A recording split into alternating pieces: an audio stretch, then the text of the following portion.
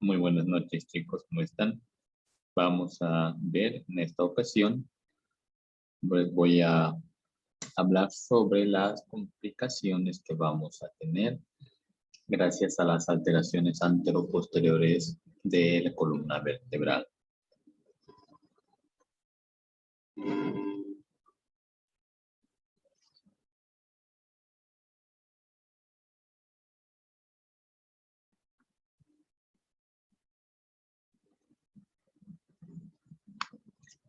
Bien, tenemos que tener muy en cuenta que las alteraciones anteroposteriores de la columna nos van a traer también diferentes consecuencias. O estas alteraciones anteroposteriores se producen a consecuencia de alguna patología o alguna de las alteraciones que vamos a ir viendo ahora, como medio de compensación hacia diferentes actitudes posturales que nosotros vayamos teniendo.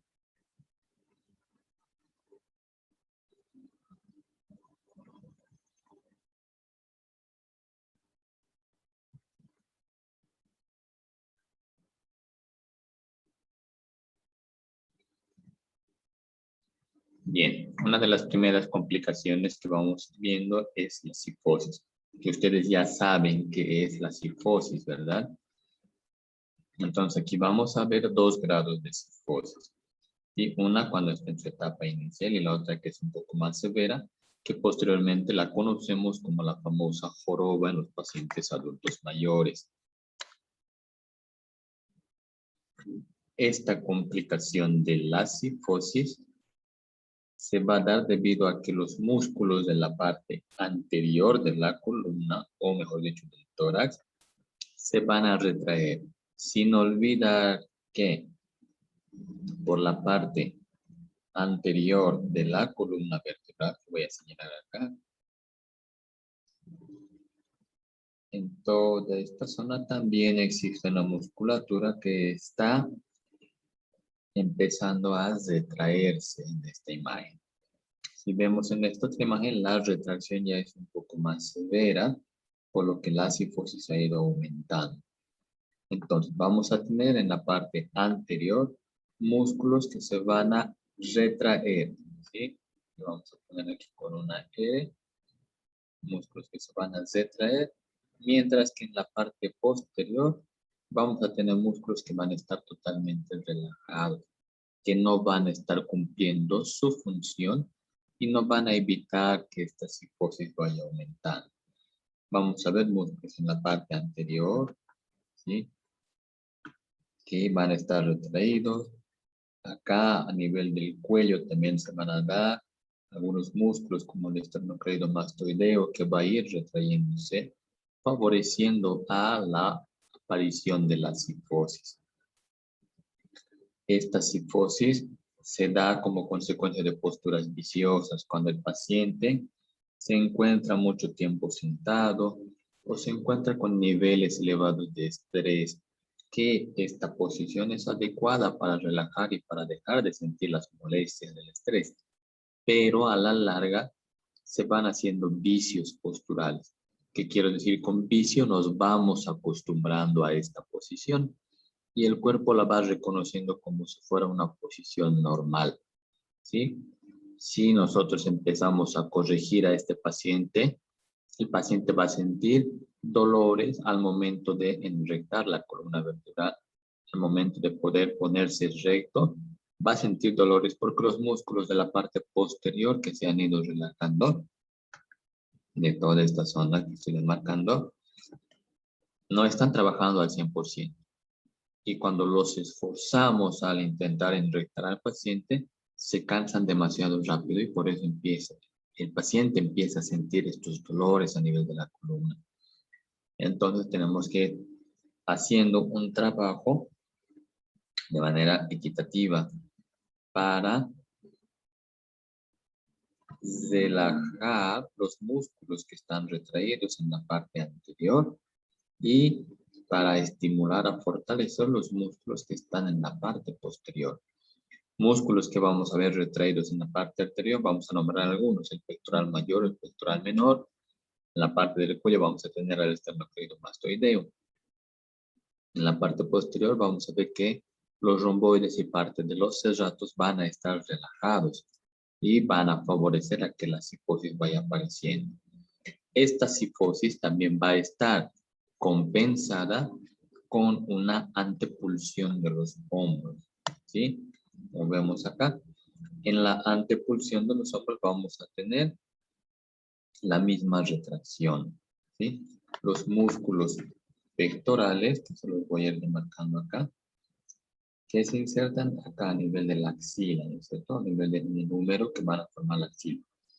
Entonces, van a relajarse, perdón, van a ir contracturándose o se van a retraer hacia esta dirección.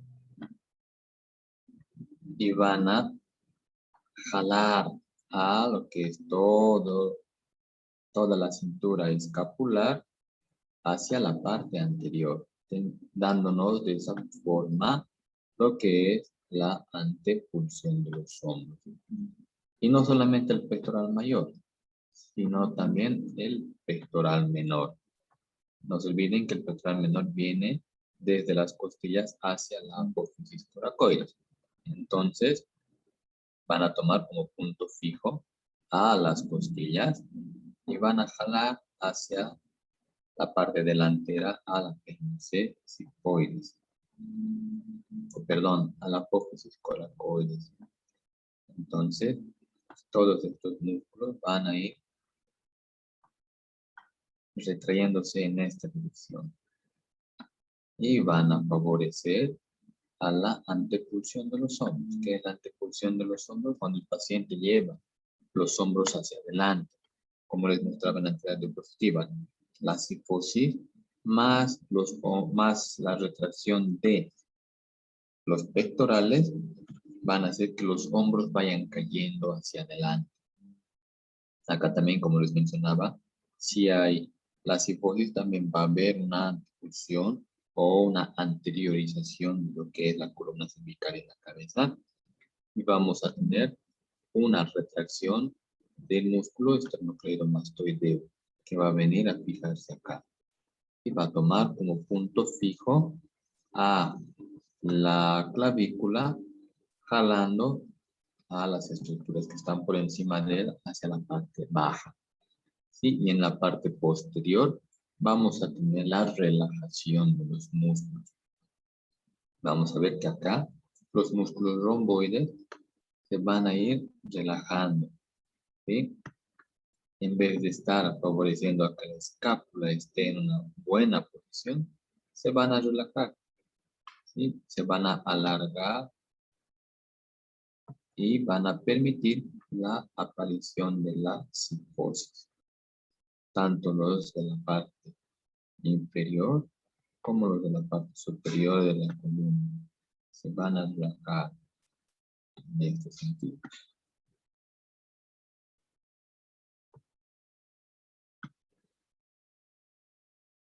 Ya no van a mantener fija a la escápula, por lo que la escápula va a poder y va a tender a ampliar la distancia que existe entre la columna vertebral y la escápula. Esta distancia entre la columna y la escápula tiene que ser igual en ambos lados. Cuando existe la antepulsión y estos músculos se van relajando, este espacio se va a ir aumentando. O tal vez vayamos a ver que el ángulo inferior de la escápula empieza a sobresalir por detrás de la espalda del paciente. En la parte anterior vamos a tener también una ligera retracción de los músculos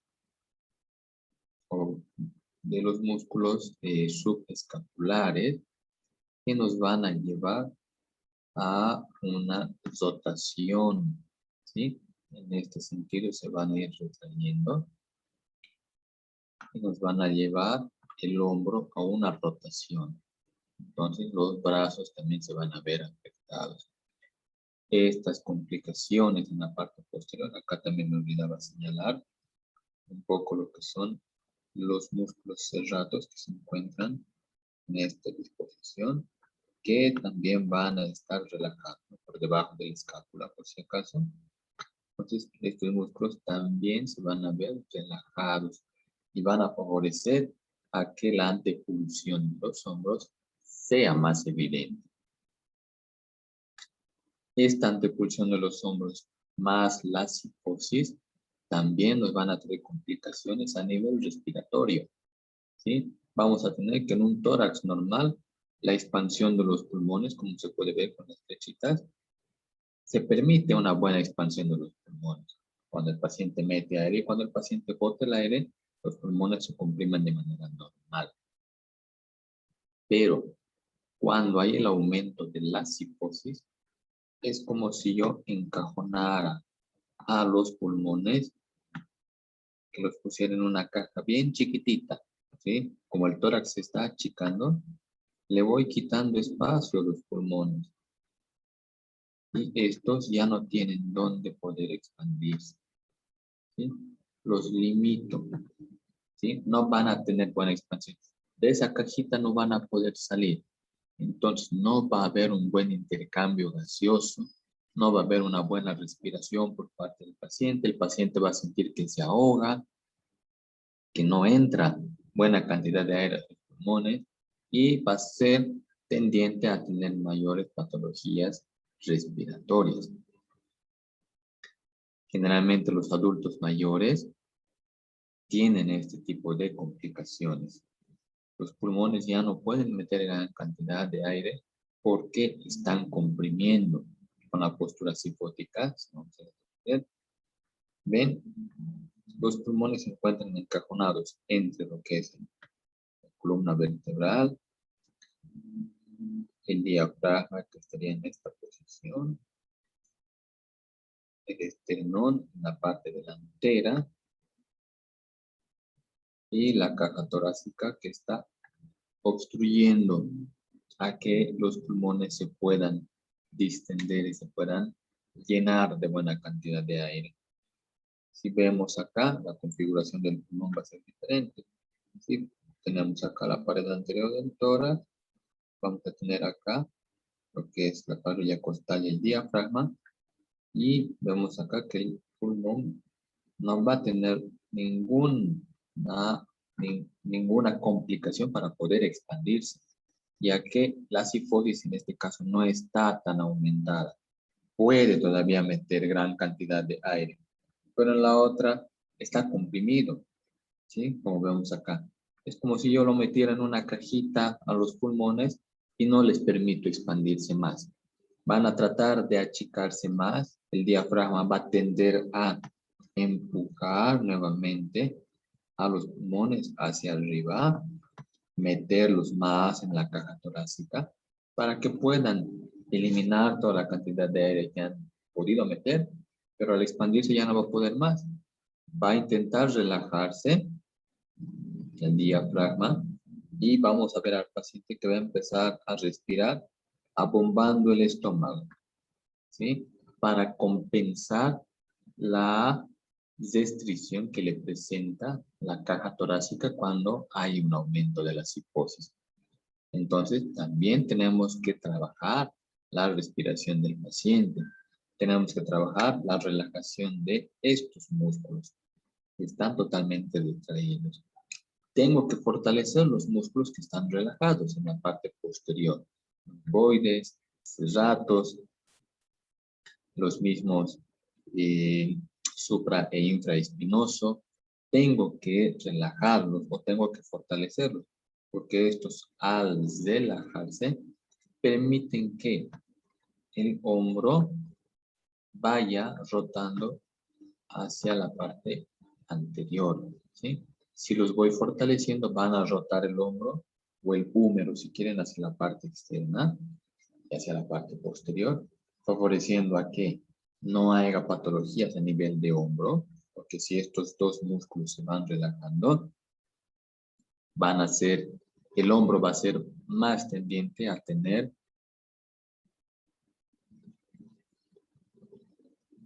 alguna complicación, ¿sí? Ya sea un hombro inestable, una tendinitis del manguito rotador, o diferentes patologías que puedan presentarse en el hombro, o que sea fácil de hacer una luxación anterior del hombro, que sería un poco más complicado. Entonces, no tenemos que tratar de evitar ese tipo de complicaciones en los pacientes que están cursando con esta patología de la cifosis. Es un trabajo integral el que tenemos que realizar. Miren cómo esas retracciones van afectando también a nivel respiratorio. Esta afección a nivel respiratorio, como les decía, va a hacer que el paciente, si presenta alguna enfermedad respiratoria, no vaya a salir rápido de la enfermedad, porque hay esta compresión. Necesitamos que los pulmones se expandan en su totalidad para poder darle un buen llenado alveolar, un buen intercambio gaseoso, y si se presentara la presencia de secreciones, con la fuerza contráctil de los músculos de la respiración y de los pulmones, van a ser fáciles de eliminar estas secreciones. Pero si el pulmón se encuentra así comprimido, no va a poder eliminar ningún tipo de secreción porque no tiene dónde expandirse y tampoco tiene lugar para poder contraerse más. Entonces va a ser tendiente a acumular mayor cantidad de secreciones y va a evitar, estas secreciones van a ocupar un lugar que no les corresponde, evitando así un buen intercambio gaseoso, y el paciente va a ser más propenso hasta a llegar a fallecer si no hacemos un buen trabajo para evitar estas complicaciones.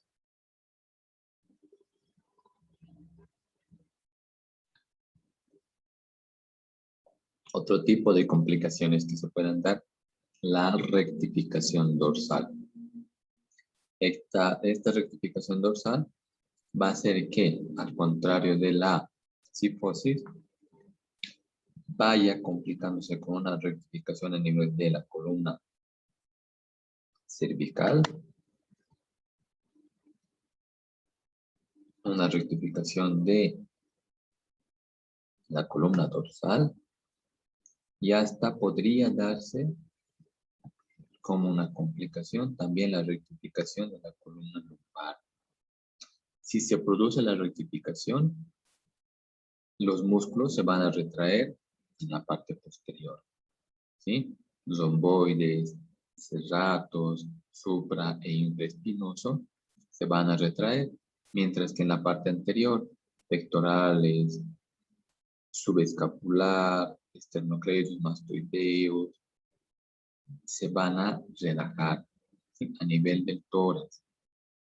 A nivel lumbar lo vamos a ir viendo más adelante. ¿Qué nos va a traer la rectificación dorsal? Si bien nos va a permitir una buena amplitud del tórax para no tener patologías respiratorias como acá en este dibujo, el tórax se va a expandir muy bien, ¿sí? No va a tener ningún problema para respirar el paciente. Pero si esto se rectifica, vamos quitándole al paciente equilibrio, ¿sí? Una de las vértebras o dos vértebras pueden llegar a juntarse, se fusionan o pueden rotar, lo que se llama la ciforrotación. Si produce esa ciforrotación, la columna dorsal se va a quedar rectificada y el paciente va a ser tendiente a presentar mayores dolores por la contractura muscular, y además que hay que tomar en cuenta que de los orificios entre cada vértebra salen los paquetes nerviosos hacia miembros superiores. Y si este paquete nervioso está obstruido, vamos a tener constantemente dolores a nivel de miembros superiores. Vamos a tener complicaciones a nivel de tórax, ¿sí? Vamos a tener sensaciones de hormigueo a nivel de miembros superiores. Puede ser que tengamos hasta alguna disfunción de los músculos de la respiración, porque las raíces nerviosas están siendo comprimidas. Si estas raíces nerviosas se comprimen, vamos a tener información errónea que nos va a mandar el sistema nervioso y que no va a llegar al lugar donde debe.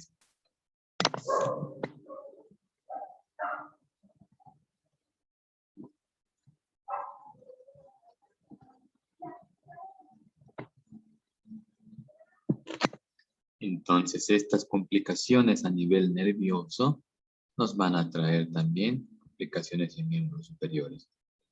No es bueno que estemos con una rectificación dorsal, ni tampoco con un aumento de la cifosis.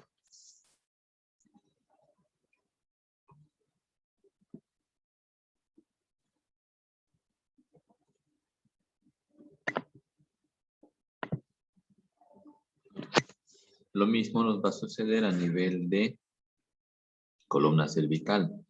Si tenemos la rectificación, también vamos a tener compresiones de las raíces nerviosas que van a los músculos del cuello, que van a inervar órganos internos a nivel de la boca, de la nariz.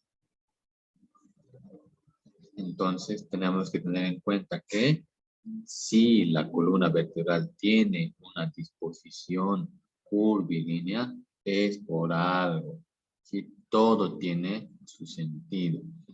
Si rectificamos, no nos va a servir de nada. Al contrario, la rectificación en la parte dorsal nos puede traer nos puede dar consecuencias hasta poder presentar una hernia discal a nivel dorsal o cervical. Y ese tipo de hernias discales ya son difíciles de tratar por la ubicación que tienen. Son mucho más riesgosas para poder hacer una intervención quirúrgica. Si hay un error en la cirugía, el paciente puede quedar cuadraplégico o hasta llegar a morir en plena cirugía si no se cuida estas alteraciones que vamos a ir viendo. Otra alteración que vamos a ver juntamente con la rectificación dorsal va a ser la retropulsión de los hombros. En la retropulsión de los hombros vamos a tener que los músculos en la parte posterior, los romboides, se van a ir acortando. Si en la antepulsión estaban relajados, ahora estos se van a acortar. ¿Sí? Van a tomar como punto fijo a las vértebras y van a jalar a lo que es la escápula hacia atrás. Evidentemente, como les mencionaba, es una posición muy cómoda, pero que nos va a traer las diferentes consecuencias que ya les he mencionado. Entonces es importante que sepamos ver las complicaciones musculares que vamos a tener. Importante que podamos corregir estas complicaciones musculares. Si no las corregimos, ya les he mencionado las consecuencias que nos van a traer. ¿Sí? Lo mismo va a pasar en la parte lateral con los músculos serratus, ya sean los serratus anteriores, que se van a ir retrayendo, tomando como punto fijo a lo que es parte de las costillas, van a ir retrayendo del lugar donde se van a ir insertando.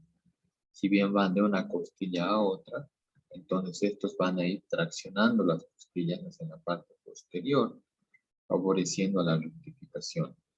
Lo mismo va a pasar aquí con los músculos supraespinoso y con el músculo con el infra y con el supraespinoso. Estoy marcando acá. Y entonces vamos a tener la situación contraria de la antepulsión. En ese caso tendríamos que nuestros pectorales, tanto el mayor como el menor, se van a ver relajados. ¿Sí? Van a tomar como punto fijo, en este caso, a la apófisis coracoides y el músculo se va a alargar, dejando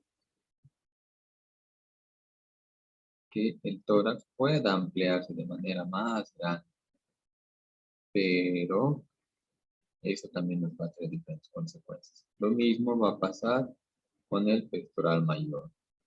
En vez de replegarse, se va a ir ampliando en este sentido. La caja torácica, como les decía, evidentemente se va a abrir más. El paciente va a tener mayor ingreso de aire a los pulmones, pero las consecuencias van a estar atrás, a nivel de la columna vertebral, con los pinzamientos de las raíces nerviosas. ¿Sí? Muy improbable que con una retropulsión de los hombros podamos decoaptar las articulaciones costoesternales, ¿sí? Porque estas son flexibles. No olviden que todas estas articulaciones tienen un cartílago que las une. Entonces se puede distender, no hay problema. Pero a nivel de la columna vamos a tener los problemas con la emergencia de los paquetes nerviosos que van a salir. La contractura de estos músculos y de cualquier músculo nos va a provocar que haya mayor demanda de sangre en el músculo que está contracturado y que no haya buen intercambio de nutrientes en ese músculo. El músculo que se va a retraer, que se va a contracturar, va a demandar más cantidad de sangre, va a eliminar mayor cantidad de desechos, pero como sigue contracturado no los va a poder eliminar por completo. Este desecho se va a acumular y el músculo se va a ir irritando gracias a este desecho. Entonces, necesitamos de igual forma trabajar la relajación de estos músculos retraídos y el fortalecimiento de los músculos relajados.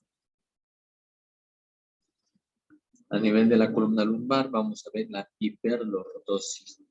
Esta hiperlordosis va a cursar con una retracción de la musculatura de la parte lumbar, ¿sí? Cuadrado lumbar, erectores de la columna, los que están, los multífidos y demás que están alrededor de la columna vertebral. Hacia la parte anterior, a nivel de sector del abdomen, voy a tener una relajación de estos músculos. También voy a ver aquí otro músculo que se me va a retraer, que sale exclusivamente de la columna lumbar, ¿sí? De L1 a L4, si no me equivoco, sale el músculo psoas ilíaco. El psoas especialmente se va a retraer, favoreciendo al aumento de la curvatura lumbar. ¿Sí? Entonces vamos a tener también una compensación a nivel de la cadera, que la vamos a ver después. Entonces, esta postura todos la conocemos y a todos los hombres les gusta, ¿no? Porque las mujeres aparentan tener un trasero más grande, ¿sí? Cuando hay el abombamiento o la hiperlordosis, la cadera compensa haciendo un movimiento de anteversión. Y ese movimiento de anteversión hace que el coxis y el sacro también se muevan, aparentando que la mujer tenga unos glúteos prominentes, ¿sí? Eso gracias a la hiperlordosis. Pero, ¿cuáles son las consecuencias? El dolor lumbar es insoportable. La presencia de hernias de disco son totalmente aceptables en esta hiperlordosis, porque se da una compresión de los discos vertebrales hacia la parte posterior, donde se puede dar un pinzamiento, se va a dar pinzamientos de las raíces nerviosas. También se puede dar el pinzamiento del disco articular en la parte posterior. O también una consecuencia que pueda aparecer el disco hacia la parte anterior. Y eso ya es un poco más complicado de trabajar. La hiperlordosis puede estar también relacionada con la aparición de la cifosis o de la hipercifosis. Ambos pueden aparecer o solo puede aparecer uno, ¿sí? Entonces, el tratamiento, relajación de músculos de la columna, relajación de psoas ilíaco especialmente, fortalecimiento de abdomen, importante, porque el abdomen es un músculo que nos va a contrarrestar toda la fuerza que hace la parte lumbar. La parte lumbar de la columna es la que va a soportar todo el peso de nuestro cuerpo. Cuando nosotros levantemos cosas pesadas, cuando estamos echados, la parte lumbar sigue trabajando. Cuando estamos echados en decúbito dorsal, la parte lumbar está trabajando. Cuando estamos parados, la parte lumbar está trabajando. Cuando levantamos cargas pesadas, manteniendo las rodillas rectas, la parte lumbar es la que hace todo el esfuerzo. Entonces es muy probable que podamos terminar hasta con una compresión del nervio ciático, que nos va a recorrer un dolor desde la columna lumbar, pasando por los glúteos, yendo hacia muslos y hasta la punta del dedo gordo. Entonces, no es bueno la hiperlordosis.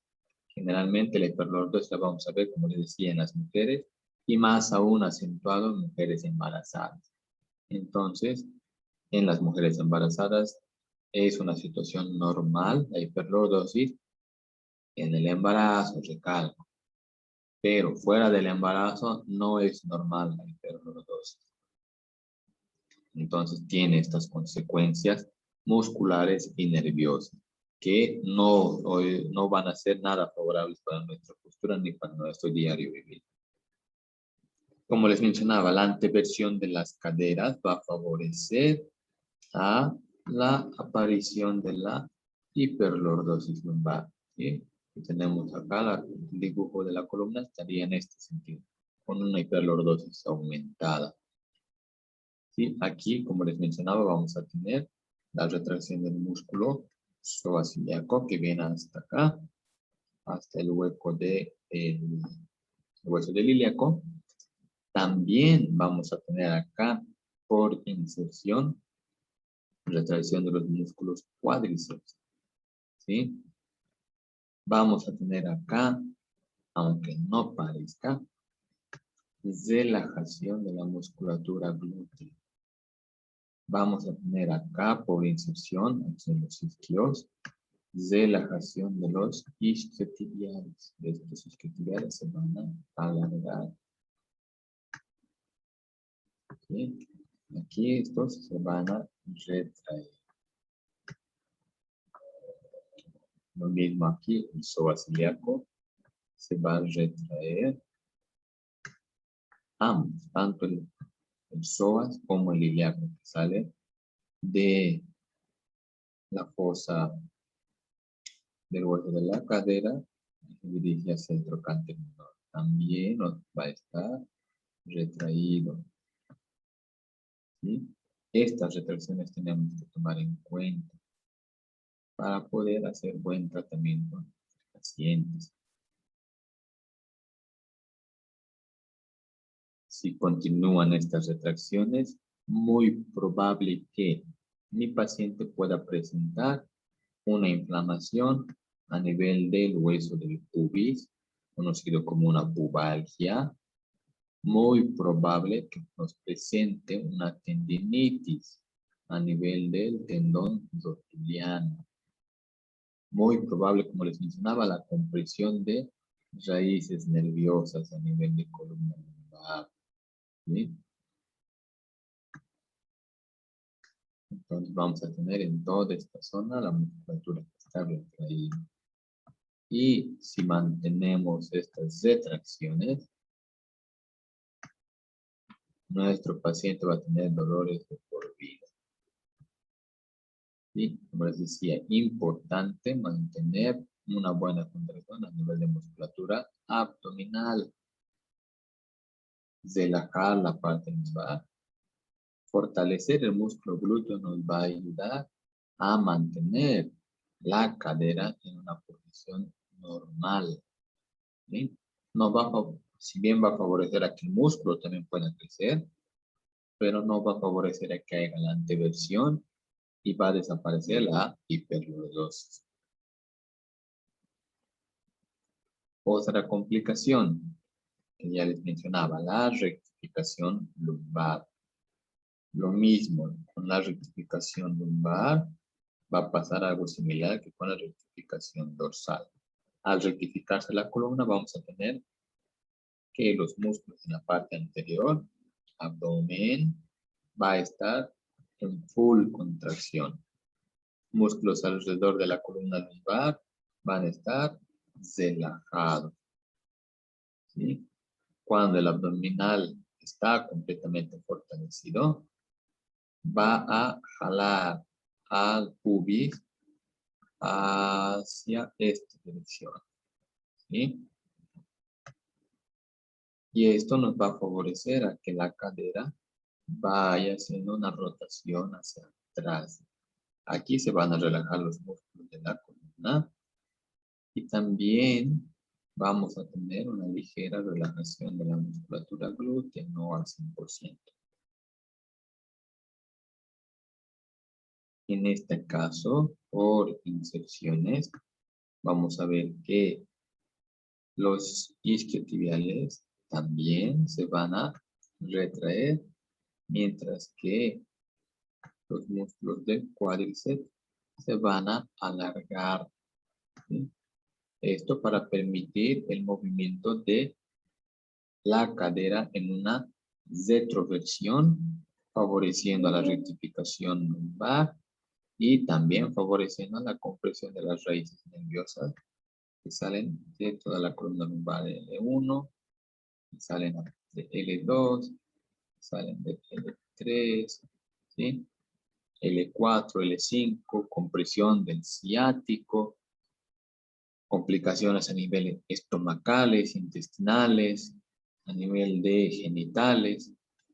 Tenemos que tomar en cuenta todas estas complicaciones. Lo que les mencionaba, la retroversión. Como hemos visto, la inserción de los músculos del cuádriceps viene aquí arriba. Entonces, este músculo se va a alargar, ¿sí? Hacia aquí. Mientras que por inserción vamos a tener que los isquiotibiales se van a retraer, se van a acortar para favorecer la aparición de la retroversión de las caderas.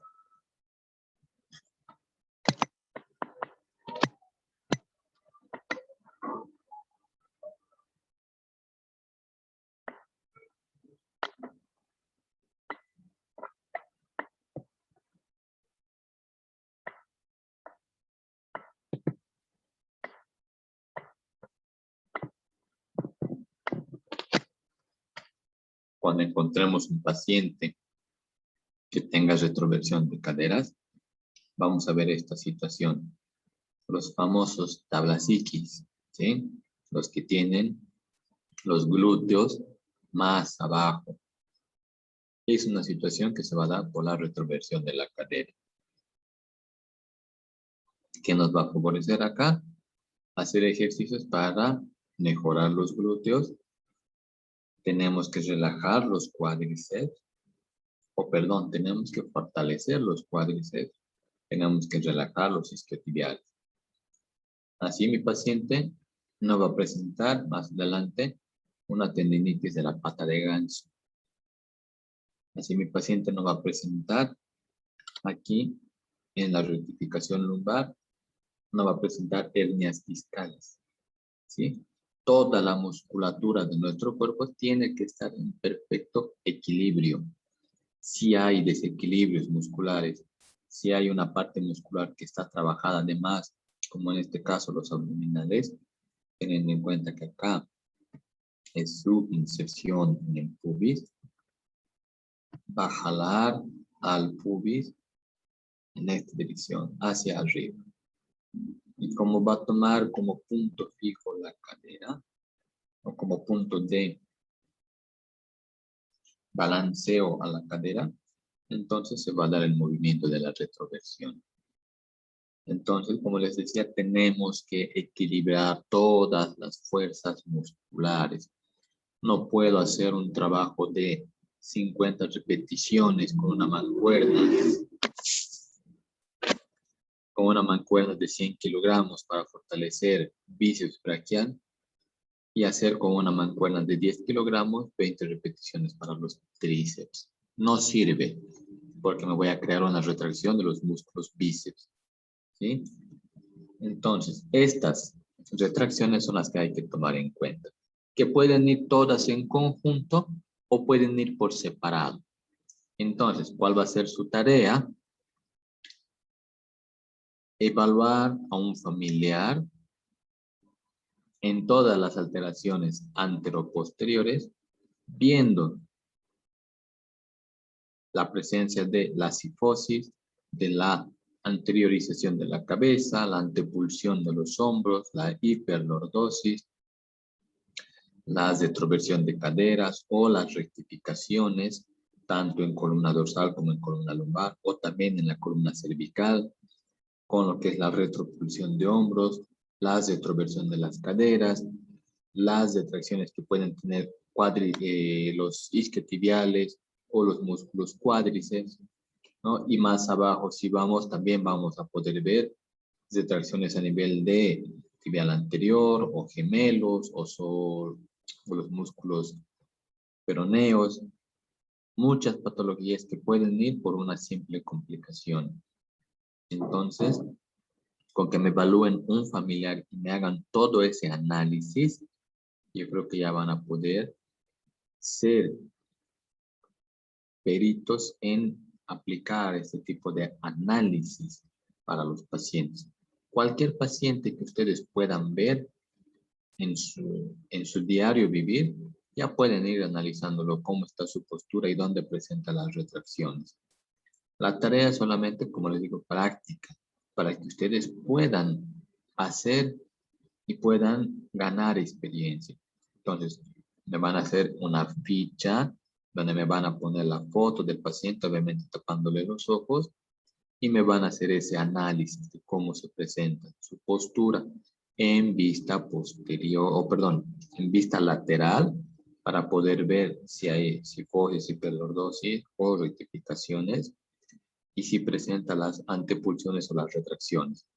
Me mencionarán o me pondrán, no sé, en un círculo rojo, por decirles, yo he detectado en mi paciente un aumento de la cifosis, entonces pondré en un círculo rojo la cifosis y haré haciendo el análisis de por qué se está dando la cifosis. O si presento una paciente con hiperlordosis, veré cuáles son los músculos que se están retrayendo y si el paciente refiere a algún tipo de dolor, poder relacionar el dolor con su alteración postural si es que presenta, ¿sí? Les voy a dar para esa tarea 4 días para que hagan. A partir de hoy que lo voy a publicar, 4 días para poder presentar esa tarea. Hasta aquí serían las complicaciones de las alteraciones anteroposteriores de la columna vertebral. Ya más adelante vamos a ir viendo las diferentes complicaciones de las demás patologías. Muchas gracias por su atención. Hasta la siguiente clase.